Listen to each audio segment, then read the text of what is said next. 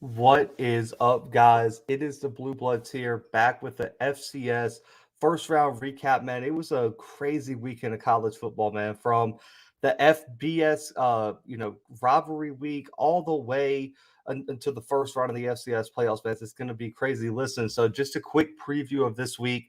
Tonight will be our recap. It'll usually be on Sunday night, but I forgot I had an appearance on BJ Jones's podcast last night, so make sure to go check that out on the Black College Sports Network. Man, it was a great time. We talked FCS playoffs, we talked the Bayou Classic, and we previewed the SWAC championship. And this week we got all conference championship previews, man. That is what we are doing, man. We are doing all FBS, all group of 5 conference championship previews, the SWAC, and then also Thursday night, just like last week, man. Thursday night, 6:30 p.m. Central Time, we're doing a live round 2 preview where I'm going to give my official predictions for all the FCS playoff round 2 games, break down all the games, get y'all's opinions on them and all that, man. So make sure to tune in this Thursday, 6:30 p.m. Central Time. We had to move it up from Friday because we have some Friday night games in the second round, man. Shout out to Finisher. Thank you for becoming a member, my man. I definitely appreciate that. What's up, Ralph, man? Listen, it's a weird Monday night, man. It's a weird Monday night, and I got a feeling that some people weren't necessarily excited about this recap, man. But let's get right into it. Sacred Heart versus Holy Cross was the first game of the day. Kicked off early on Saturday morning, man. And Holy Cross, I mean, came out of nowhere to win this game, guys. Sacred Heart led I probably 59 minutes and like 40 seconds of this game. I mean, Sacred Heart had this one in the bag, and it was just a Hail Mary throw by Matthew Sulka to win this game in the last seconds. I mean, Matthew Sulka is the MVP of Holy Cross this weekend for that game-winning throw. And really and truly, his throw to Coker was really the first explosive play for Holy Cross all game long. They couldn't generate any sort of offense all game. Sulka was their leading rusher, over 90 yards rushing, but 171 through the air, including that game-winning touchdown. And you're looking at Sacred Heart as what could have been. Their defense played lights out all game long. I mean, they didn't let Holy Cross do anything. But it was the problem for Sacred Heart is they just weren't balanced. And once Holy Cross loaded the box, Sacred Heart didn't have enough offense to escape this weekend with the win. I mean, their rushing offense only averaged about 3 yards per carry, and Holy Cross's defense stepped up late in the game. And with Matthew Sulka, man, all he needed was one opportunity to make one play to win the game. And they did. And so now Holy Cross moves on to the second round. But overall, this was one of the games that I thought Holy Cross was going to run away. Neither team had over 300 total yards. And it was really just, if you're a defensive fan, go check out the replay of Holy Cross versus Sacred Heart, because that's all it was all weekend long, was defense, defense, defense. I mean, neither of these teams did anything on the offensive side of the ball up until Sulka's game-winning pass, man. But I know this game was a little bit bigger for people, man. Kennesaw State going up against Davidson. Kennesaw State put on a show. They were one of the 4 teams I put in the poll on our YouTube channel, which team was most impressive. A lot of people were very impressed with Kennesaw State this weekend, a 48-21 win over Davidson. This is one of the games that I predicted would probably not be close due to Davidson not being very balanced, and that's exactly what happened. Cosimo at quarterback for Davidson couldn't get anything going through the air, guys. Only 59 passing yards and an interception through the air for Davidson. And when you're facing a defense as stout as Kennesaw State, that is just not going to work in the long run in the FCS playoffs. And Dylan Sparks had an outstanding game, 107 rushing yards, over 7 yards per carry. Coy Williams averaged over 11 yards per carry, a touchdown this weekend. They were running the ball very well, 217 rushing yards for Davidson, but the lack of balance on the offense, I think, really cost them down the stretch. And when you look at Kennesaw's offense, man, listen, anybody watching this who has watched a Kennesaw State game knows who the X factor on this team is, and that is Xavier Shepard at quarterback. And he's not going to throw the ball around the yard. Was 4 for 15, but out of those 4 completions, had 115 passing yards and a touchdown.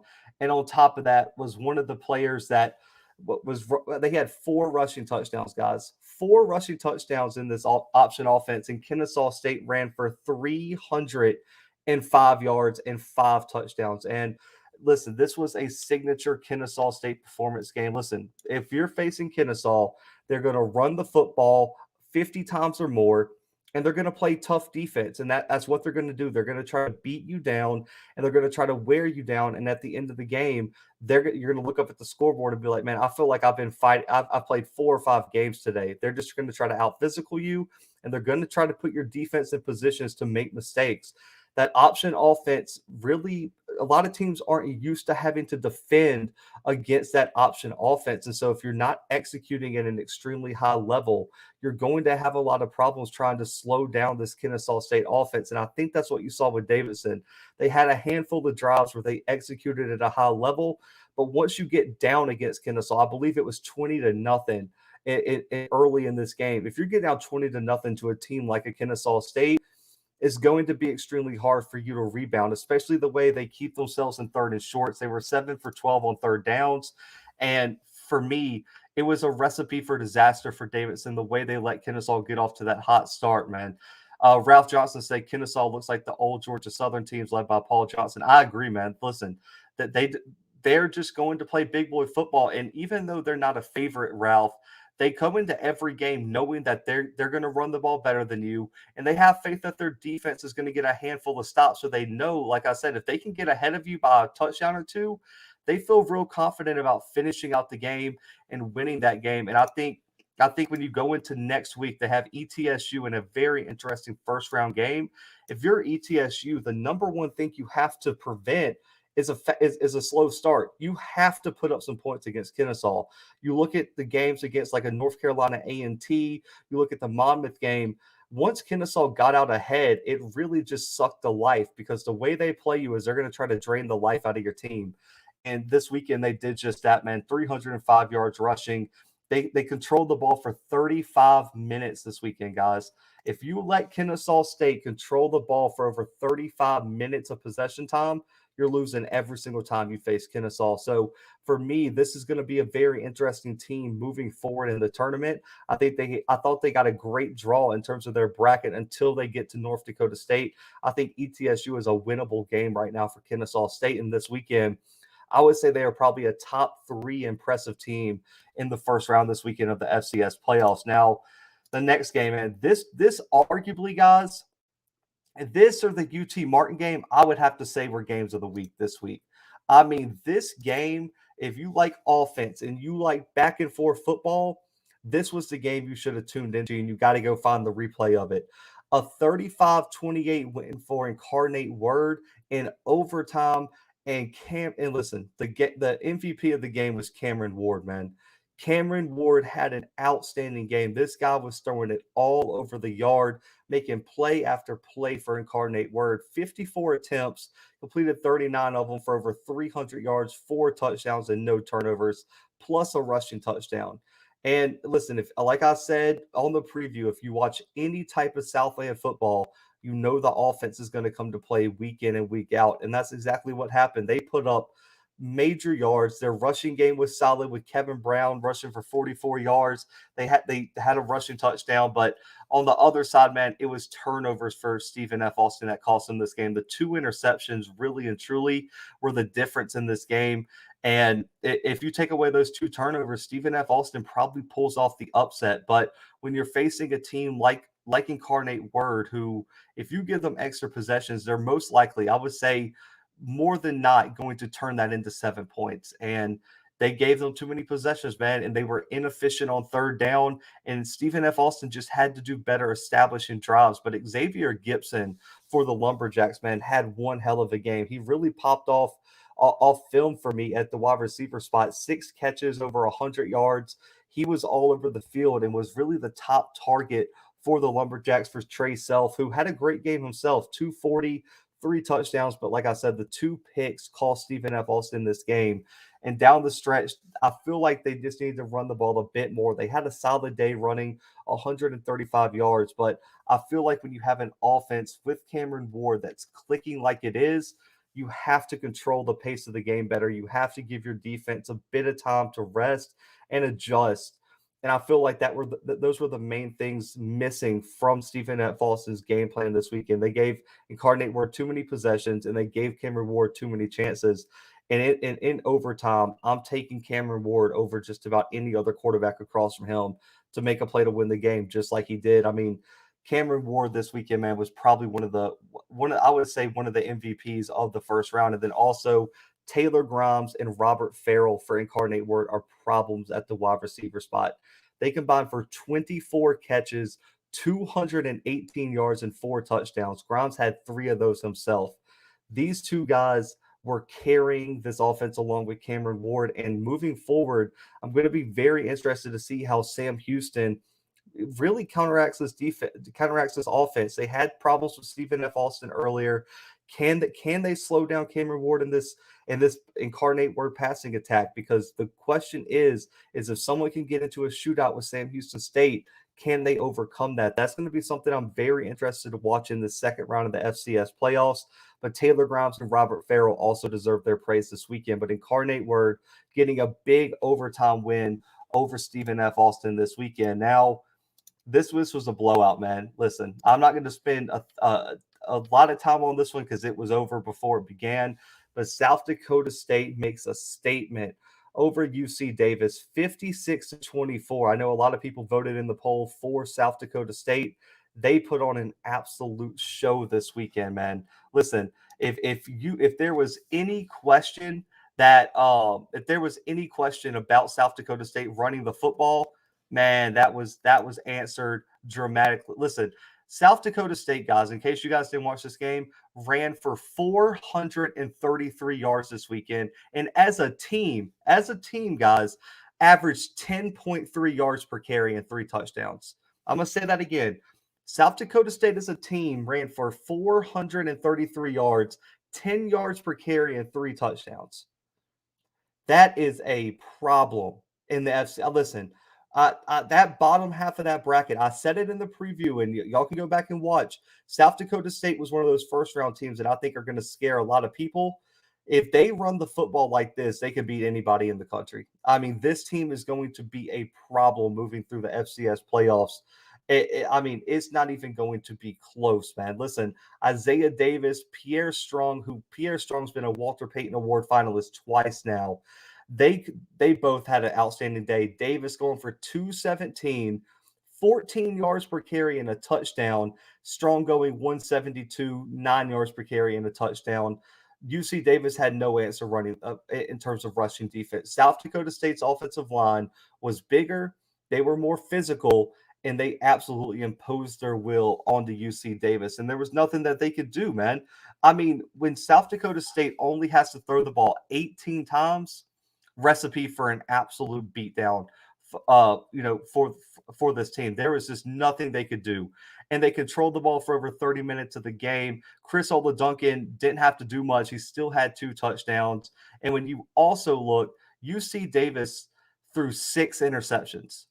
If you throw 6 interceptions in any playoff format, you're going to get beat. 6 turnovers and allowing over 400 yards rushing. It should have been even worse. The score should have been even worse than what it already was in that case. So you've got to give South Dakota State's defense their props. They were forcing turnovers left and right, and the offensive line and running backs just were better than anything UC Davis had on the field this weekend. And this game, I'm telling you, I watched it. It was impressive. I know for members, all the members in here already know I'm doing a film breakdown of FAMU Southeastern Louisiana this week. I'm going to try, if I have time, to do another film breakdown for members on the running game of South Dakota State, because it was so impressive this weekend to watch this one. He said, no, FAMU, nobody cares. I know, man. Listen, as soon as FAMU lost, I knew the previews and recaps were going to shrink a little bit, man, but I still rock with my FCS people anyway, man. I know the people who watch FCS football absolutely tuning in. Lawrence, man, shout out to you, man. What is up, John, man? Appreciate you tuning in. Ralph said the FCS playoffs should be called the North Dakota State Invitational. Man, listen, the Missouri Valley Conference and the Big Sky are going to be so tough to knock out of the playoffs. Really, the only 2 teams that I would say probably have a shot outside of those two conferences are probably James Madison, who I don't think is right now. I just don't see them being a national championship winning team, and Sam Houston State, who I think I have a little bit of questions on too, man. So I agree. It's the Missouri Valley and Big Sky are gonna dominate this tournament just like they always do, man. But the next game, this was the other game of the week, man. UT Martin, Missouri State, 32-31, and this was a thriller down the stretch, man. You have to listen. I don't think people understand Missouri State gave this one away. I'm talking about, listen, if y'all stay in the chat long enough in this episode, Missouri State might give you a turnover. You might recover a fumble or get an interception because they were giving the ball away left and right. 6 turnovers, 3 fumbles, 3 interceptions. They had over 5 penalties. And I mean, they were 3 for 14 on third down. I mean, if there was a book or like someone asked me how do you lose a football game, you give them this Missouri State performance, man. You cannot turn the ball over this much. You cannot be this inefficient on third downs. And they had their chances to win, guys. That shows you how good Missouri State was. They had a chance to win against a 9-2 UT Martin with 6 turnovers and only completing on 3 of their 14 third down attempts. Jason Shelley had a big game, almost 300 yards passing, 3 touchdowns, but the 3 picks killed him. He had 93 yards rushing as well. But overall, man, I mean, when you look at everything, man, if you didn't watch this game and just looked at the stat line, you would say UT Martin was going to lose this game. And I mean, they threw for less yards than Missouri State. They only had 89 yards rushing and 2.5 yards per carry, and they still found a way to win due to the fact that their defense was just forcing turnovers left and right, man. And Donnell Williams for UT Martin deserves a big shout out. He had a huge game, 7 catches for 178, a touchdown, and he averaged over 25 yards per catch this weekend for UT Martin, man. So give them their props. It was a game of turnovers and what ifs for Missouri State, while UT Martin gets a huge win moving forward into the second round. I agree with Chris here, man. A lot of people had UT Martin losing, including myself. I picked against them. I thought Missouri State was absolutely going to walk away with this one. I had them winning a big time game, but when you have turnover issues and you can't establish drives on offense, it's a recipe for disaster. So for me, this was a game of what ifs for Missouri State. Now, the game that shocked me, I mean, listen, if you would have told me Eastern Washington and Northern Iowa would have been 19-9, I probably would have been like, man, have you watched Eastern Washington? Have you watched Northern? Like, there's no way this game is going to be under 30 points. But man, 19-9 win on the red turf for Eastern Washington, and Eric Berrier didn't have his best day. He made the plays to win the game, 283, a touchdown, and a pick. But overall, man, it was really a defensive struggle. And for Eastern Washington, I feel like that's a great look to be able to win a defensive game. Your defense was able to make enough plays against the Missouri Valley team to win this one. They held them to 9 points, and it was a team that a lot of people were questioning whether the defense was going to be good enough to win a national championship. Now, I know Northern Iowa doesn't have the best offense, but they were able to force turnovers. They were able to keep Northern Iowa out of the end zone. They held them to under 3.5 yards per carry, didn't allow a rushing touchdown.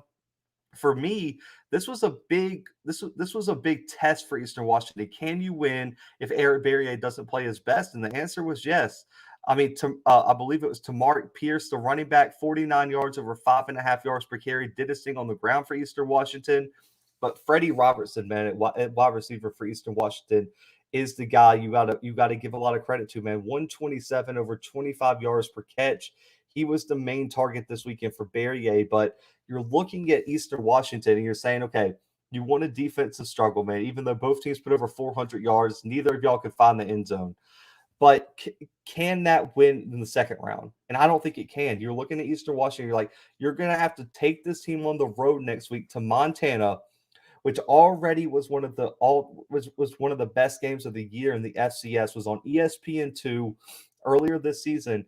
Can you take this team on the road and win with how you played this week? And I personally don't think that you can. So for me, I need to see more from Eastern Washington. It was a promising win that they didn't have one of those signature performances from Eric Berrier. but they still found a way to pull it off. So for me, I thought there were some positives, but there's definitely some concerns moving forward for Eastern Washington. For me, I really need to see this offense take it to another level. But the fact that they found a way to win, I'm giving them a lot of credit this weekend. Chris said, after everything you've seen from round one of the playoffs, who do you see as the clear Cinderella of this year's FCS playoffs? Um, for Cinderella, I think the two I would say, as much as it's hard to call them a Cinderella, man, because they were in the championship last year. If you're looking for a team that was unseeded, I would say South Dakota State has to be that team, man. South Dakota State's rushing attack, Chris Oladuncan at quarterback, and their defense all have really come together. It really came together this weekend. I think that if they can get through their bracket down there at the bottom and get into that game against a Sam Houston or a Montana State, I think they can make a lot of noise. And I really do think right now how they played this weekend, South Dakota State can beat anybody in the bracket with how they played. I think the other team would be, it's hard to count out an Eric Berry or a Cole Kelly at quarterback for either of those two teams, but I'm worried about their defense when they start facing better offenses. So for me, I'll probably say Kennesaw State. I really do think that option attack is going to give a lot of people problems moving forward. It's just going to be, can their defense stay playing consistent enough against some of those top teams to carry them deep? And they also have the unfortunate thing of being in North Dakota State's bracket. So I don't even know if they can get to the semifinals they can't do it without beating North Dakota State. That's such a brutal matchup. It'll be a tough defensive matchup. It'll be interesting to see how the Bison match up against that triple option attack. So for me, I think those would be my two dark horses, Chris, moving forward in the FCS playoffs right now, especially South Dakota State after this first round matchup. Last game before we talk about the game, everyone I know in here wants to talk about, but Southern Illinois beating South Dakota 22-10. This was a game that I completely missed, and it all stems from Carson Camp catching the turnover bug. 3 picks this weekend. They struggled running the football consistently, while on the other side, great game by Nick Baker, man. 210 passing yards, a touchdown. He was efficient. And also Avante Cox at wide receiver, man. South Dakota had no answer in the secondary for him, man. 10 catches, 148 yards, and a touchdown. He had a giant game this weekend. And overall, man, over 400 yards to total offense. They forced 4 turnovers for South Dakota. And like I've said, man, they controlled the ball for over 35 minutes. I mean, those are such important statistics to look at. And just on the game, they were more physical. They executed at a higher level. And you can't go in there and just turn the ball over freely. And then on top of that, man, South Dakota could not get the ball going with Nate Thomas on the ground. And I really thought, I listen, everyone has been messaging me about South Dakota being a dark horse. And so I went with them. But Southern Illinois looked like the better team from the jump, man. And so for me, I think Southern Illinois was very impressive this weekend. They didn't play their best game, but to hold the South Dakota team to 10 points was impressive. And Nick Baker, I think, had a great game, even though his statistics aren't going to pop off the page for you. But their defense did enough down the stretch. 311 for South Dakota on third down. So I think Southern Illinois absolutely looked great. Dave says, surprisingly, NDSU has fared almost 100% of the time against a triple option, and anyone that took my pick of South Dakota best in Southern Illinois, my bad.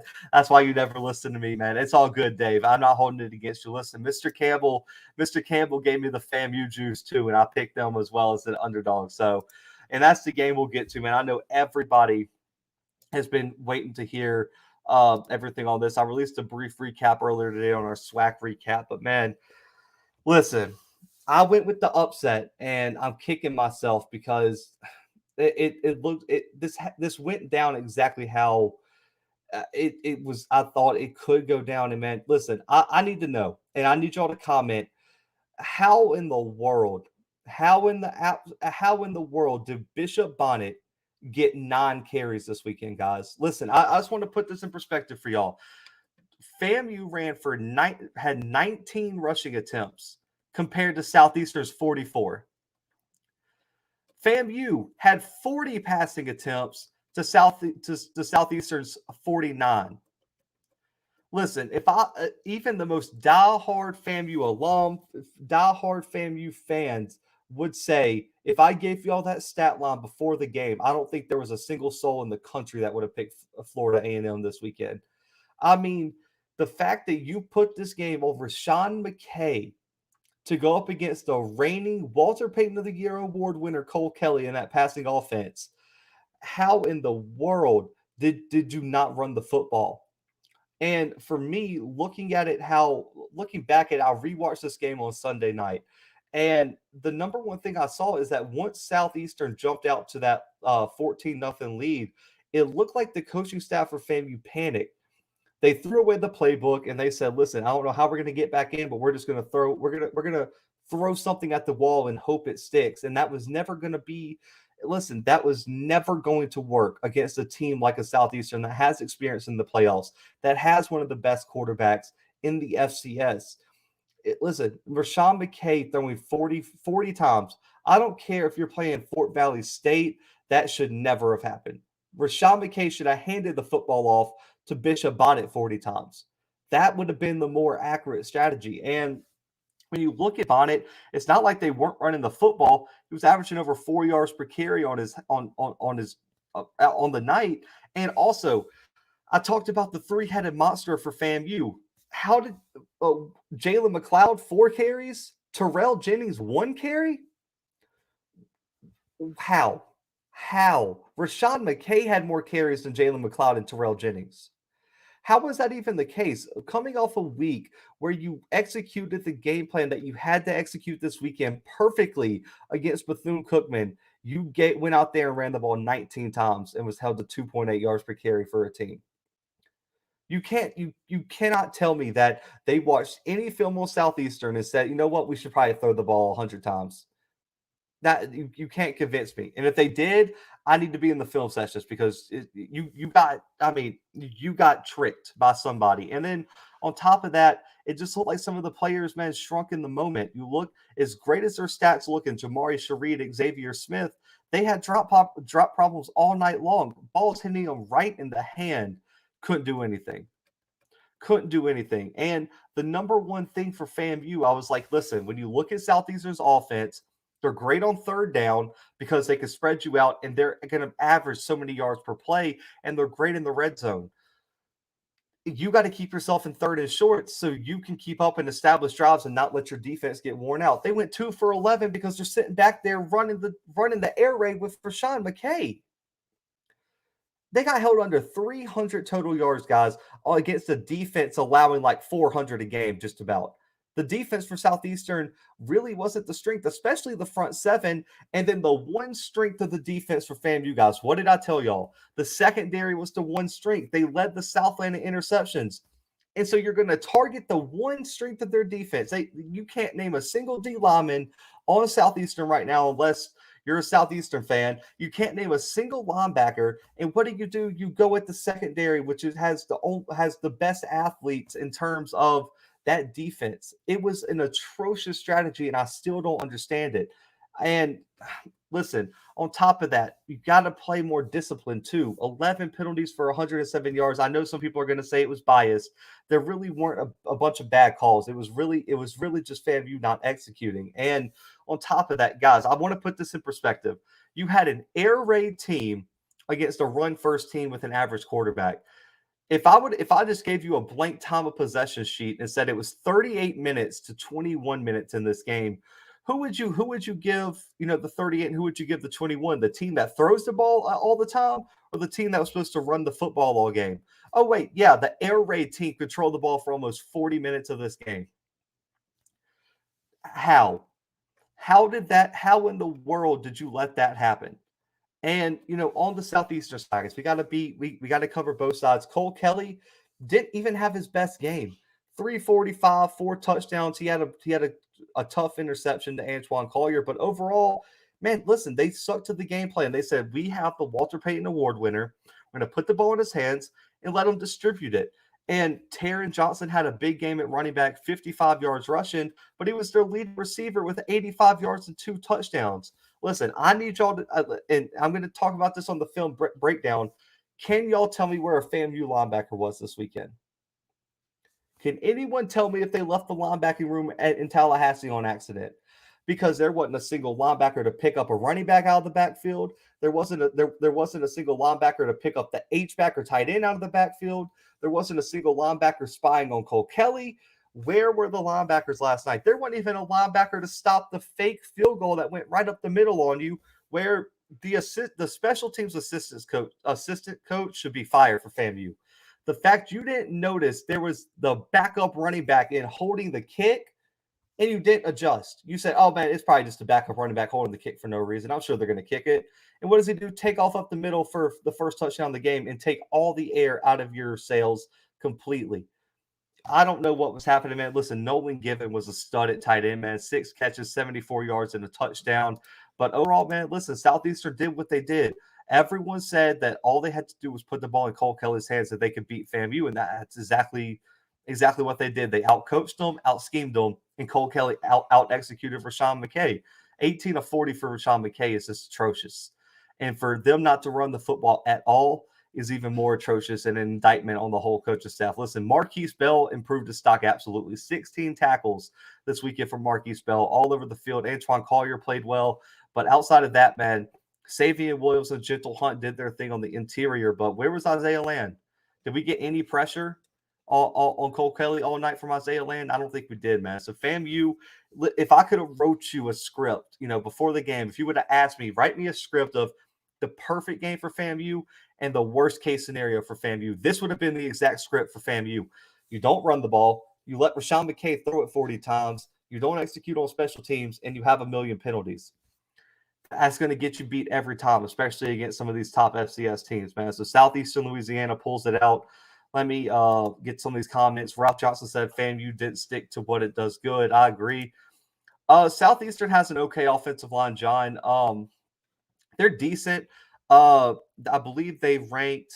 They would rank fifth in the SWAC in sacks allowed. I believe they ranked like second or third in the Southland. So they were good. They're big.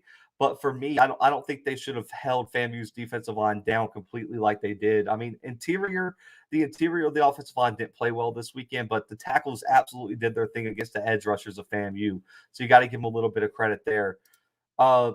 Dave said, genuinely sad to see FAMU ass whooping. Listen, man, I picked them. I was a full believer, man. I was rocking the FAMU stuff, everything, and they did not play well. FAMU wasn't outmatched; they were outcoached. I agree. I don't think it was a huge talent gap, Chris. I really don't think that Southeastern just had loads of talent better than FAMU.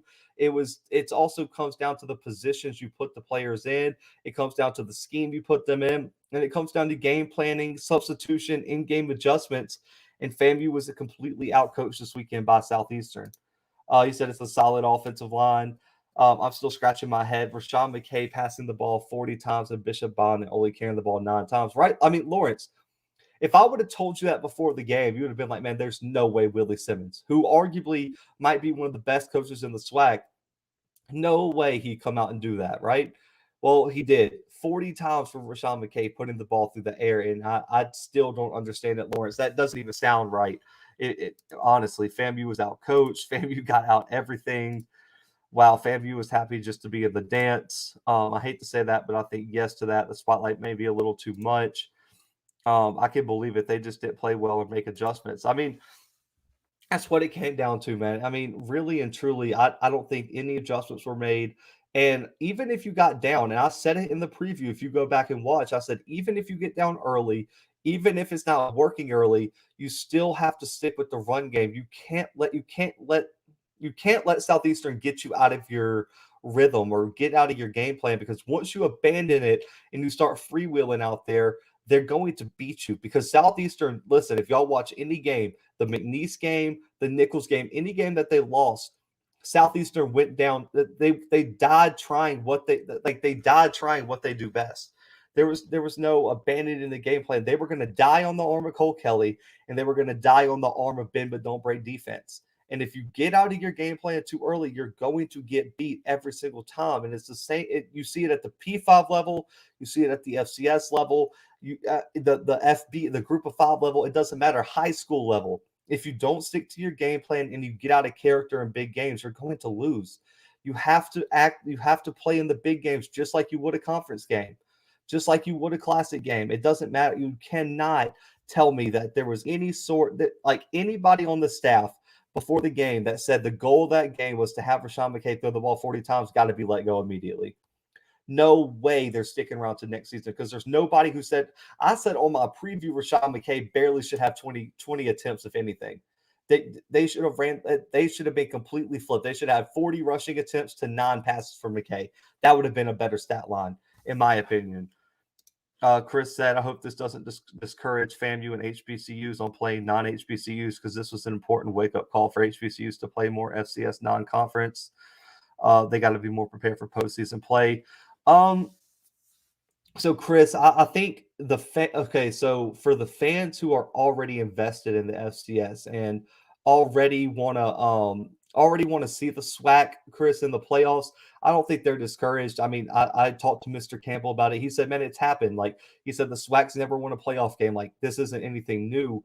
But what I do think it hurts, Chris, are the fans that were skeptical or the player or the ADs that were skeptical, because now the ADs are going to be looking like, okay, well, that was a 9-2 team that arguably was the second best team in the SWAC, and they just got bodied by Southeastern. And then you also have Prairie View getting bodied by Incarnate Word, who's now also in the second round of the playoffs. And neither of those teams are favorites in the second round games either. So it's like, where are we in the tiers of teams competing for national championships? Because you have tier 1, that's the North Dakota States, the James Madisons, the Sam Houstons. You have tier 2 possibly with the Eastern Washingtons, with the Montana States, the Montanas, probably tier 3 with the Kennesaws, the et cetera, like that level, the UT Martins, and then you probably have level 4, which are the SWAC teams, which possibly could compete in the first round. But I know there were some YouTube channels out there saying that FAMU could beat James Houston, and I think anyone who said that had no idea what was going on with the FCS. FAMU did not want to see James Houston on the field in ping pong, anything. I mean, that James Houston team was different, and I think this weekend was a wake-up call, Chris. And listen, I'm never going to sit here and argue with anybody about the Celebration Bowl anymore because I get it. I get the financial aspects of it, and I'm done. I'm not arguing with it. I understand both sides, but you can't tell me you want your third best 9-2 team to go sit on the couch. You can't tell me that's going to be good for the SWAC. You cannot tell me that's going to be good for recruiting. So for me, have the Celebration Bowl and send your second or third best teams to the playoffs, and let's get this right. And even if that's not the main goal to win a national title, it should be a goal to be competitive at the FCS level, because I heard a lot of misinformation spread by some people like, oh, well, this team, we're not on the level of this team. Yes, you are. This is the team that was supposed to be on your level. They don't have better facilities than you. They have a way worse stadium than you. Their fan base isn't as passionate as yours. The funding isn't that different. Like everything was equal. The only difference was you didn't have the coaching down the stretch. And so for me, I agree, man. You've got to play more out of conference games. And I give credit to the SWAC teams that have. And, everyone's going to argue. I already saw it, man. If you watch the All Scripts channel, you know what the SWAC fans, all the SWAC fans said. They said, we do play those out of conference games. We do this. We do that. But until you start winning, it doesn't matter. You have to win the big non-conference games for it to matter, just like a North Carolina A&T did for so long. You have to win those games, and that's going to be the distinguishing factor, Chris, in my opinion. John said not making in-game adjustments that obviously needed to be made drive me nuts. I agree, John. I completely agree with that. Let's see here. Chris said, do you think this loss hurts the SWAC chances on making the FCS playoffs in the future as the committee? I wouldn't say that, Chris. For me, and I don't know if this is the right word, but the SWAC has a lot of clout right now with Deion Sanders, with Willie Simmons and FAMU having the ESPN Plus TV show. Depending on who Southern and Grambling hire, they could even have more. But because of the hype behind the SWAC right now, I don't think it's going to hurt. And honestly, there's a lot of schools in the FCS playoffs that make it every year that don't win anything. There's a lot of schools that are first rounds and out. There's a lot of schools that, never don't win big or go get blown out. So I don't think it hurts the SWAC's chances. But if they don't make the adjustments, it's going to be the same old story every time they get in, where it's, They don't have the strength of schedule. We're going to put them in, and they're going to lose by 30. And that's not, I don't think that's a narrative that anybody should be okay with. But until changes are made and until proper adjustments are made, it's going to keep happening. I think that's why the out of conference is going to be important, because if you don't schedule out of conference, you're not going to know where your holes are. You're not going to know what you need to improve on, and you're not going to be able to compare your players to other top-notch FCS players. And then you're never going to know what you have until it's too late. So I think that's going to be something that's got to change in the future, Chris. Also wonder if Southeastern Louisiana knew they had to enter this game going 100 miles an hour, knowing the hype. Yeah, absolutely. Southeastern F definitely wasn't overlooking FAMU. That they definitely weren't overlooking FAMU Day. They knew they had to come in swinging, and they were definitely not going to overlook Florida A&M. I'm a JSU alum. I've never been a fan of giving up the playoff berth for the SWAC championship or Celebration Bowl. Man, Ralph, you are in the minority on that one, my guy. There are a lot of fans who would not want to go to the FCS playoffs, man. If you're in a Facebook group right now for the SWAC, they are crapping on the FCS playoffs because of some outside factors and things like that. And so I think you're going to be in the minority on that one, Ralph. Lack of big game playoff experience. I agree with that one. Ralph said, why wouldn't you want to play for a national title? Step your game up and compete. I listen, Ralph. You're preaching to the choir here, man. I've said the same thing, but the argument's going to be is the money that the playoffs cost. They're going to say, why do you want to go be a James Madison and lose $600,000 a year? Why do you want to go to the playoffs? And they're going to say that they're going to say, why do you want to go play the PWIs in the playoffs and have to go to their place?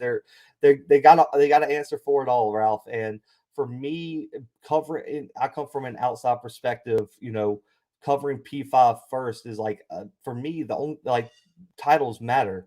And so for me, I think the recruit, if here's the thing that gets me, if the SWAC doesn't want to move up, then that's fine. Just keep everything the same. This is where the SWAC is, and this is where everybody's got to get comfortable. But if you want to tell me that the SWAC's goal is to recruit 5 stars and be the best programs in America, not just FCS, but that I've heard fans say the goal for the SWAC is to become some of the best programs in the country. P5, Group of 5 FCS, that's what they want the SWAC to become. How do you go sit on the 5 stars couch and say, yeah, bro, no national championships here? And I'm not saying you got to compete, because the argument would be, well, the Sun Belt teams that you're competing with, they don't have national championship aspirations. That's fine. But what happens when North Dakota State calls and says, hey, we compete for a national championship, and shit, or damn near, we win them every year? How do you tell that kid that it's going to be better to come down to the SWAC than go play in the Missouri Valley, where they have real national championship inspirations? I don't think you can. And so for me, Ralph, I think the distinction needs to be made. What are the goals of the SWAC? What do SWAC fans and their programs want? And from there, then we can talk about goals and what needs to be done to get those goals. But until those are agreed on, I think everyone's just going to keep talking in circles, because everyone seems to want something different and or be confused about the road to get there. Because we have SWAC fans saying they should move up to Power 5.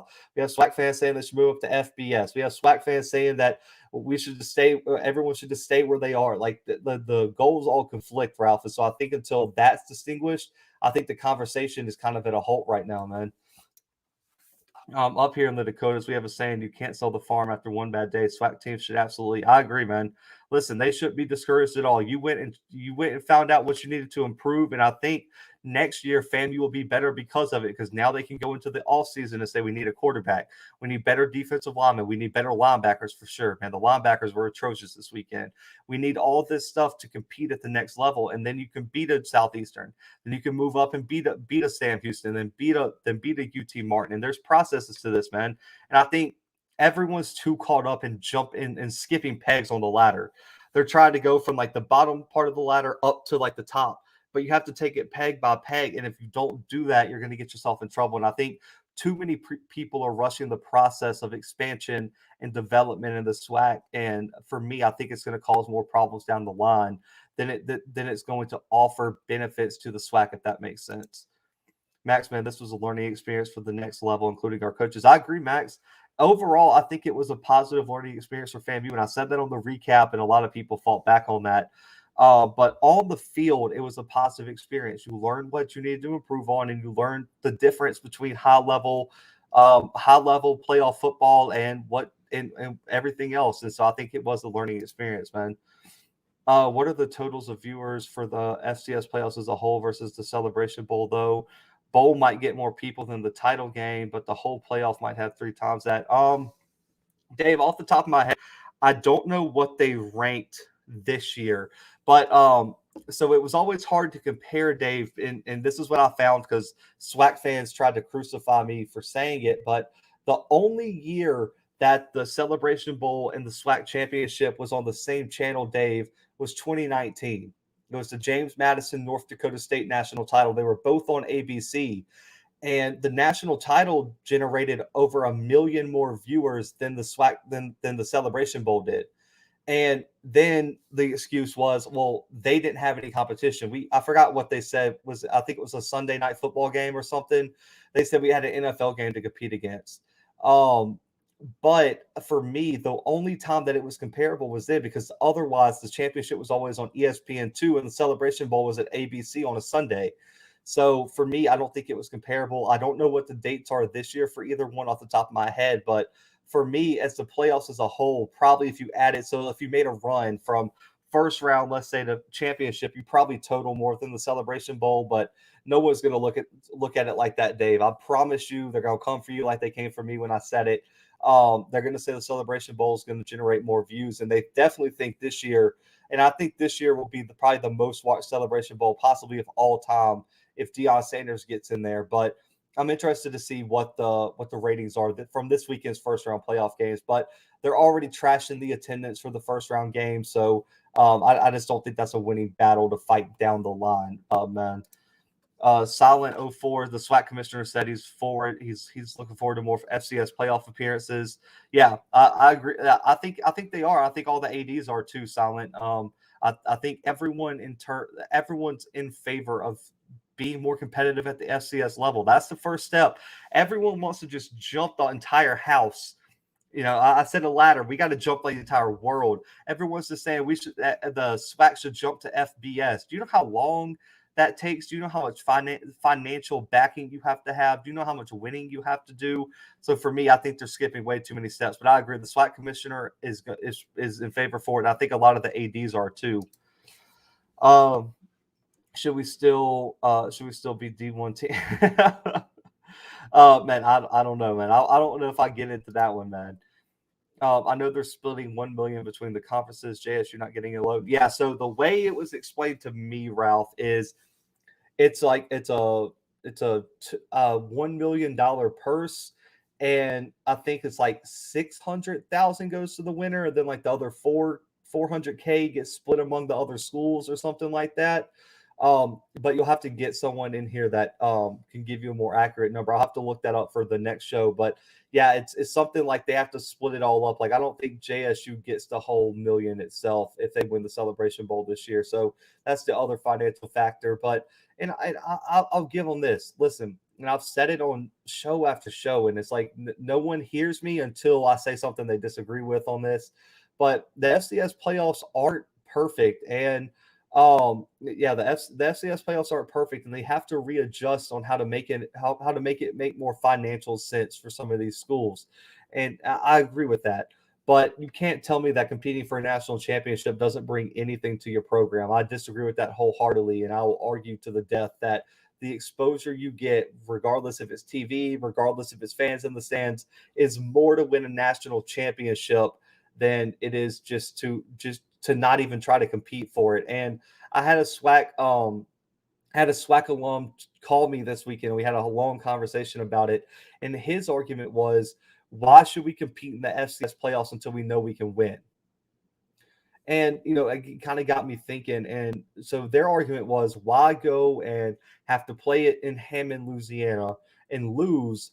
Why not keep the SWAC out of the playoffs until there's a team that can absolutely win the title, that whoever the SWAC sends is a favorite for the title and can be seeded and can compete for a national title? Why should we send any of our teams to even go try to compete until we know that they can win a title? And I you know, it got me thinking really hard about does that make sense for the SWAC? But for me, how do you know like right now, Jackson State's the best team in the SWAC, and they're one of the best. A lot of people think they're the best team in the FCS. There were a lot of videos coming out this season about how Jackson State should have been the number one FCS program.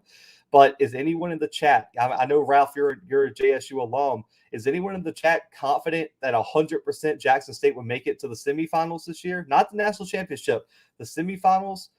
I don't think there's anybody watching. I know there's not a bunch of people in here because because it's just FCS playoffs. But for me, I mean, do you think Jackson State is a shoe-in for a semifinal spot? I don't think you can say so until your teams play in the playoffs. How can you just hold out and be like, this is the team that's going to go win the title? I don't know if that's the case or not. So it's going to be interesting to see how it plays out down the road. Said in North Dakota State beats P5 teams on the regular. They do, man. They absolutely do. Dizzle, I agree. If they had a QB, FAMU could have won this weekend. If they had any sort of QB, but they sadly have Rashawn McKay throwing it 40 times. Ralph said the Celebration Bowl is always at 12 on a Saturday. It's the first bowl game of the season. Yeah, Ralph said, okay, he knows how to break the money down. Dave said, just throwing it out. But does anyone think Dion wants to stay in the SWAC long term and help not only Jack State but the SWAC as a whole? Or, like the Jesus of the SWAC, call me crazy, but he's doable. Listen, man. I think personally, there's going to be a group of fans, mostly Jackson State fans, that are going to say yes to that. And they're going to say yes to that, and it's not even going to be a question, Dave. But there's also going to be a part of the SWAC fans that say no, and there's a lot of people that think as soon as that Florida State job opens up, he's gone. But he did say in his press conference when he came to Jackson State, Dave, that he was here for a bigger cause, that he was here to stay and here to bring up all the HBCUs, not just Jackson State, but like you said, the SWAC as a whole. And there is supposedly confirmed reports that in his contract he gets like a bonus if he can move Jackson State to a like an FBS conference. So that there's conflicting sides to all reports, but I think until we get 3-4 years down the line, man, I don't think anyone can tell you for sure. But I do think overall right now he wants to bring the SWAC up as a whole, and he's been doing his part in terms of trying to help Mississippi Valley State out. He stepped up in the Alcorn trainer situation, and right now he's living up to all the hype. He the TCU job thing got a little crazy, but I mean, ultimately he turned that down. They hired Sonny Dykes. So for me, I think it's going to be up in there. But if I had to say anything, I would say I think it's going to happen when his sons leave Jackson State, when Shador goes. And like I can go full conspiracy theory, Dave, and they're going to drag me in every Facebook group of all time. But I mean, there's people that out there that say as soon as his son's done, they're gonna that he's gonna try to get the NFL job where his son's potentially drafted, which is crazy. But he's coached his son through his whole life, and that's the other conspiracy theory that's going around. But we'll see. Hey, in 2006 and 2007, NDSU was the number one team both years in FCS and weren't eligible in the playoffs because we had the 5-year D2 transition. Yeah, man. I mean, it's a process, and that's crazy though that you guys were ineligible. I forgot about the 5-year transition process. Ralph said, hell no, we can't run the football. Yeah, that would kill the offensive line play for Jackson State, would really hurt them in the playoffs, in my opinion. But I'm a FAMU guy. Jackson State is only a quarterfinals team and best, in my opinion, if things went their way. I think it would depend on the matchup too, Chris. I believe someone asked me in the comments who Jackson State would have played if they got in. They actually, so due to the 400-mile rule, they would have played Southeastern Louisiana. If Jackson State would have went to the playoffs, they would have played Southeastern, and I believe FAMU would have played Kennesaw State. That's how it would have broke down in terms of who played who. And so Jackson State would have played Southeastern, and FAMU would have played Kennesaw. And so that would have been a crazy matchup. And, could they have beaten Southeastern? Maybe. Their defense is definitely good enough. I'd be interested to see how that matched up. Their secondary would have to step up, but I would also like to see Shador against that secondary as well. It'd be a tough matchup, but let's say they win that one.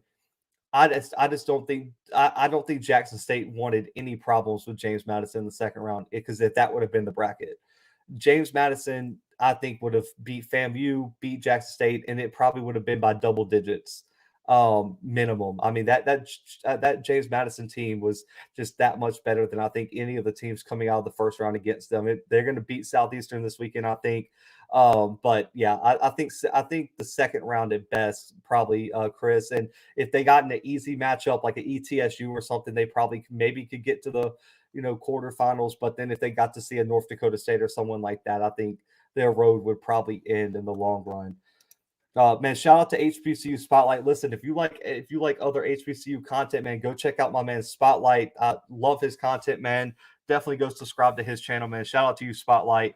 He said Prom is leaving when his sons leave. I agree, man. I see Dave said I said that because SWAC fans say all these things that aren't doable or feasible. NDSU has a template, use it and put a SWAC twist on it. Yeah, but Dave, so I'm just going to give you the argument. Listen, I don't want to get too far into it because then we'll be on here for hours. But what I was told is you can't use North Dakota State to compare to the SWAC because North Dakota State is the flagship school in their state. So the North Dakota State, even though they're FCS, is like the Ole Miss or the Mississippi State of Mississippi or the LSU of Louisiana. So you can't compare it to a Southern, a Grambling, a Jackson State, and Alcorn because North Dakota State's the flagship school. And the quote, Dave, that I've heard used is that North Dakota State is masquerading as an FCS school and that they're like postponing their inevitable move to the FBS level, Dave. So that's the argument you're going to get, Dave, is that they shouldn't use the North Dakota State blueprint because North Dakota State isn't a great example because they're pretty much staying in FCS to beat on lesser teams, Dave. That's going to be the argument. I'm going to let you know. I've heard it on Scotty's channel. I've heard call-in people say it. That's going to be the argument they use against North Dakota State, Dave. North Dakota State has won D2 and FCS titles. They are the standard. If I'm right, they have more natties than a lot of blue bloods. Yeah, dude, they won. Ralph, if I'm not mistaken, thinking off the top of my head, I believe they won like 8 out of 10 titles over the past however many years.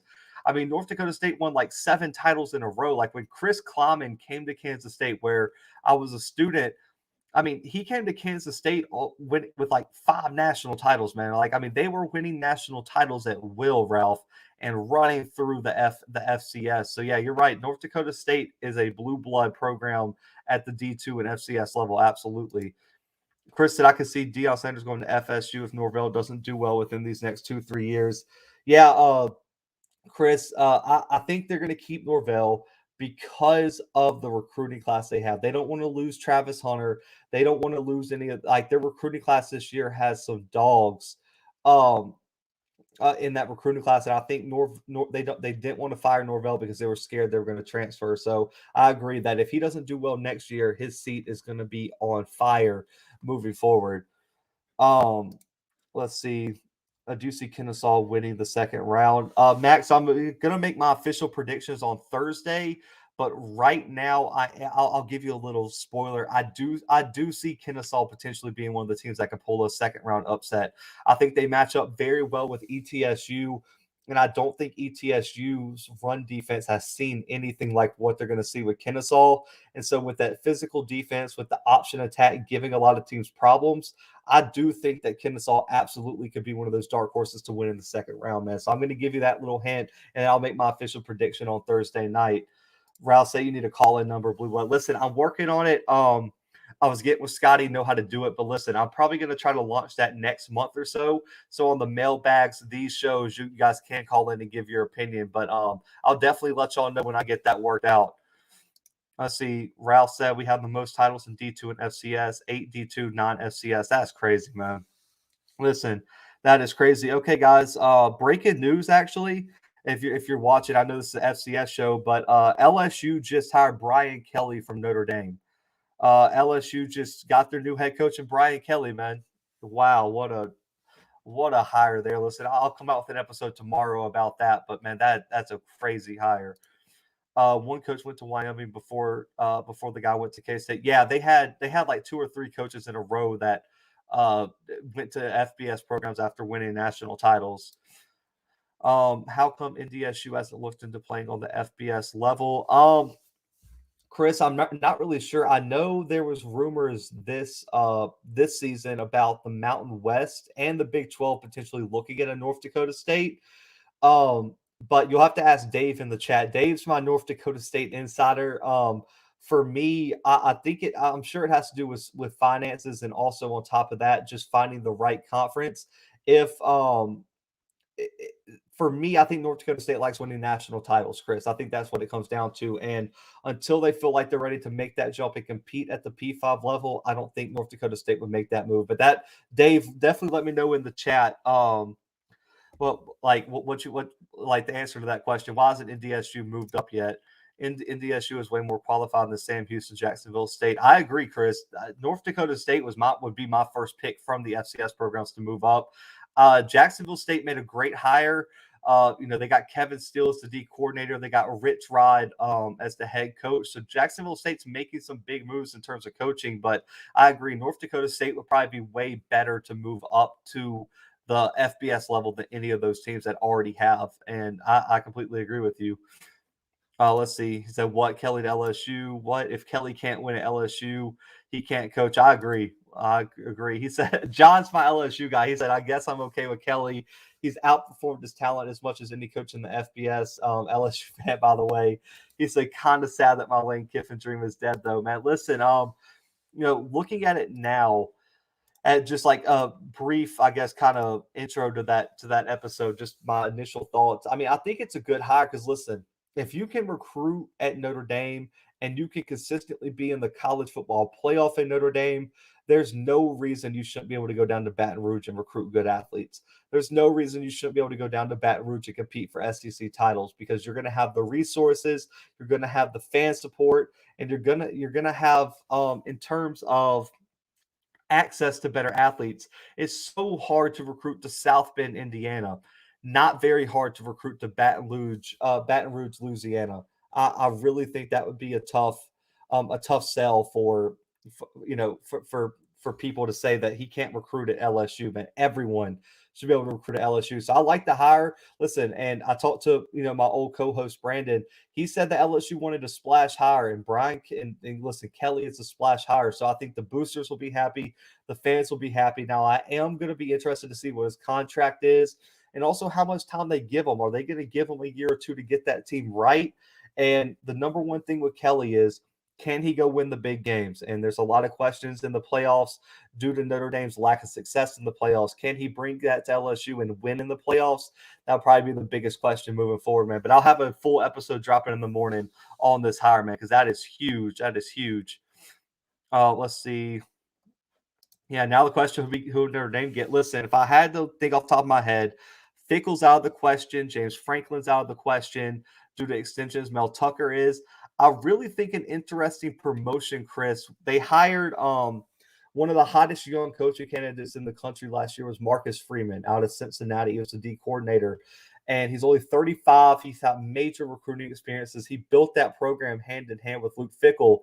Notre Dame hired him last year as the D coordinator. LSU was after Freeman very hard last year to come down to LSU. I could see maybe, with a lack of big-time names available right now, I absolutely could see maybe Marcus Freeman getting a shot at that job, but I got a few Notre Dame guys that I know I can talk to. I'll call them and see what they're looking at. Yeah, I agree too. Even though Fickell signed an extension, Fickell's going to be an interesting option at Notre Dame. Is that job big enough for him to jump at? We're definitely going to see, but I think Notre Dame right now is going to at least get anybody Notre Dame calls is going to at least answer the phone, in my opinion. Dave said NDSU isn't going FBS mainly because we don't have the stadium size to qualify to move up. We need an indoor dome here because it could be negative 60 plus degrees in winter, and there's no room to build a new one. Oh, man. Yeah, domes are a necessity in North Dakota, man. Negative 60 is disgusting, man. I will not do that. It's a flood of talent in that area of the Southeast. The hardest part is managing your roster, which Owen files. Yeah, listen, absolutely. For me, like Coach O, he could recruit, but also in John, I think you can agree in the SEC, managing your roster due to the transfer portal is going to be the hardest thing because if players get unhappy, if players don't play enough, if players don't feel like they're being used enough, they can go and just off the clout of them being at an SEC program, they can get attention from any school in the country to come get them. And so I think you got to manage that. You're going to have to manage at LSU a lot of players leaving early. You're going to have like Derek Stingley's. You're going to have the Tyrann Matthews. You're going to have the Justin Jeffersons, the Jamar Chases of the world. And so I think that's a big shift. And I think he has experience with that at Notre Dame. So I think he'll do a much better job at managing the roster, John. Does Coach Orgeron possibly go to Oklahoma? Are there any coaches we won't even think of that can get that gig? Does Stoops even stay 1 year to help build a new guy? So Dave, I'll give you the latest on what I heard. Nothing's confirmed, but from what I heard, Orgeron is being looked at to be the defensive coordinator for USC. Apparently, Lincoln Riley wants to bring in a defensive mind that already has experience out there. And I've heard Orgeron's name being mentioned. If he's not the D coordinator, he's probably going to be a defensive assistant out there. But I heard that Lincoln Riley and Ed Orgeron have been in contact and that USC could be interested in bringing him back. And if you guys remember, he was the interim head coach before he went to LSU, and there was a lot of talk that Ed Orgeron was actually going to be hired as the head coach at USC as he led them on that big win streak in terms of in that interim spot that I believe they went 6-1 at USC underneath him. So there was a lot of rumors, and there's been a lot of rumors that that Lincoln Riley could be calling him. Now for Stoops, I heard it was like a 45% chance he does. There's a lot of questions on whether he wants to pressure being a head coach again, but there is a good chance, Dave, that, like you said, with all the candidates already being all over the place and a lack of great candidates being available this year, that Bob Stoops could be a layover pick and coach for a year or two to let Oklahoma, kind of catch their footing in this wild landscape of college football. And also, Dave, the pressure's on for Oklahoma. You cannot butcher this hire, because if you butcher this hire, you're going to be a step behind in the SEC, and that's not going to be good for that's not going to be great for Oklahoma moving forward. Urban Meyer, don't count out Urban Meyer. Listen, I mean, he's been linked to a bunch of jobs, and it's really going to come down to, guys, if the Jags want to give him another building year, and if Meyer wants to go one more year in the NFL. He has a great young team. They lost Etienne already to a season-ending injury.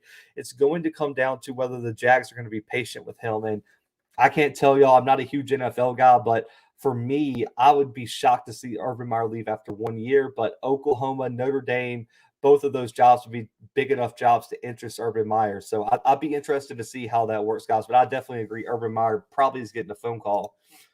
Have y'all looked into building a new dome, expanding the current capacity? Honestly, y'all stadium needs an expansion regardless. I agree. I believe NDSU over 40K if they build an arena that's set up for that. O's never called play before. I agree. Yeah, he's never been like a main play caller. But yeah, D-line coach and recruiting coordinator. But if you're looking at Lincoln Riley, I think like you said, a D-line coach and recruiting coordinator would be huge to get Coach Ed Orgeron in there with a big defensive mind. And there's a lot of D coordinators out there that really don't have jobs yet. And so I think you could call a Will Muschamp. You can call someone like that to maybe even come out west and try to build it up with you. And so I think that's going to be the main thing, John, for Lincoln Riley's hire is who do you get to surround yourself? You've got to have a good D coordinator, because Alex Grinch is one of the best D coordinator minds. And that's also another name y'all can't forget. Alex Grinch is going to get a head coaching job sooner or later. And I think he could be a dark horse name that you could look for in a lot of these jobs, in my opinion. Let's see. They have put out quotes on the dome expansion. They can only get 5K more seats, but that would still be small for FBS. I agree.